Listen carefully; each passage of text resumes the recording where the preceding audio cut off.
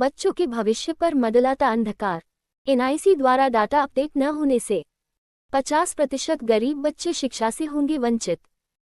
भोपाल शिक्षा का अधिकार अधिनियम 2009 भारत में एक महत्वपूर्ण अधिनियम है, जिसका उद्देश्य 6 से 14 वर्ष की आयु के सभी बच्चों को निःशुल्क और अनिवार्य शिक्षा प्रदान करना है।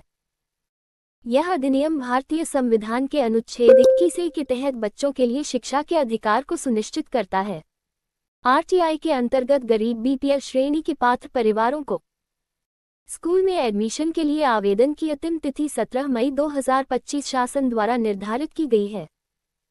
भोपाल जिले के 50% बीपीएल श्रेणी के परिवारों का बीपीएल डाटा एनआईसी द्वारा अपडेट न करने के कारण इन परिवारों के बच्चे एडमिशन से वंचित रहेंगे। क्योंकि डाटा अपडेट न होने से यह बच्चे बीपीएल श्रेणी में नहीं आ रहे हैं, इस कारण आरटीआई शिक्षा पोर्टल पर इनका आवेदन नहीं हो पा रहा है।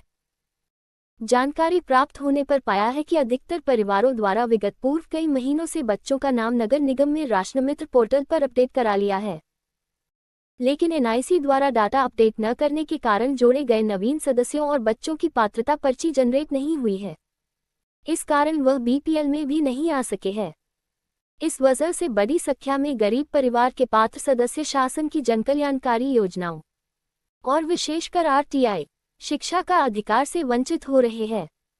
इन गरीब परिवारों की आर्थिक स्थिति इतनी दयनीय है कि वह प्राइवेट स्कूल में फीस देकर अपने बच्चों को शिक्षा दे सके। शुक्रवार को कांग्रेस नेता मसूद अली के साथ गरीब बीपीएल परिवार के अभिभावकों ने भोपाल कलेक्टर को आवेदन देकर शिक्षा विभाग द्वारा जारी बीपीएल श्रेणी के तहत होने वाले निजी स्कूल में एडमिशन की तिथि बढ़ाने की मांग की है। आज हमने कलेक्टर साहब को आवेदन इस सिलसिले में दिया है कि जो गरीबी रेखा के नीचे जो बच्चे आते हैं उनका एडमिशन नहीं हो पा रहा है और उनकी जो मुश्किलें बढ़ रही हैं और जो परेशानी है, उनकी जो समर आईडी और बहुत सारी चीजें जो मांगी जा रही है, उस सिलसिले में कि आसानी से उनका एडमिशन हो जाए, इस सिलसिले में हमने कलेक्टर साहब को आवेदन दिया है। सबसे बड़ी समस्या ये है कि कुछ बच्चों ने अपने पेरेंट्स ने बच्चों को के राशन कार्ड में अपडेट कराया और वो अपडेट कराने के बाद भी राशन कार्ड में ना उनका नाम आ रहा और ना वो उनकी समग्र आईडी बन रही।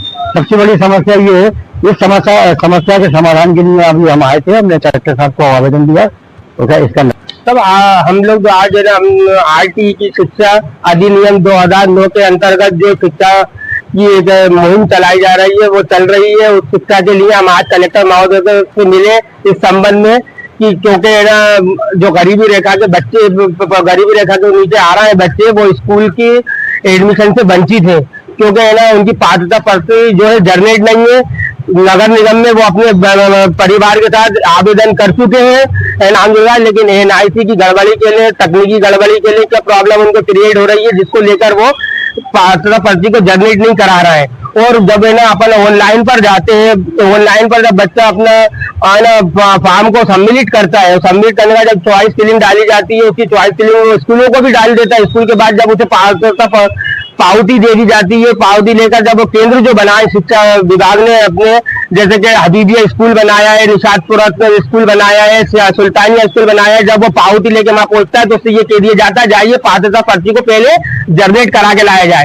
तो 7-8 महीने पहले उन्होंने पात्रता पर्ची के लिए आवेदन कर रखा है। उसके बाद कहना क्या वजह हो रही है कि जिसकी वजह से जो वो जनरेट नहीं हो पा रहे, गरीब बच्चा पात्रता ना गरीब परिवार ना उसकी पात्रता श्रेणी में नहीं आ रहा, चाहे वो सदस्य हो या छात्र हो, उनको गल्ला मिलने में भी बेचारियों को अनियमितता बरती जा रही है और शिक्षा से वंचित है। वो शिक्षा से वंचित होने के बाद जो है कि अपन चाह रहे हैं कि बच्चे एडमिशन ले लें, अच्छे स्कूल में पढ़े, तो उनके पास इतना पैसा तो है नहीं कि प्राइवेट स्कूलों में पढ़ा ले, क्योंकि पढ़ेगा इंडिया तो बढ़ेगा इंडिया।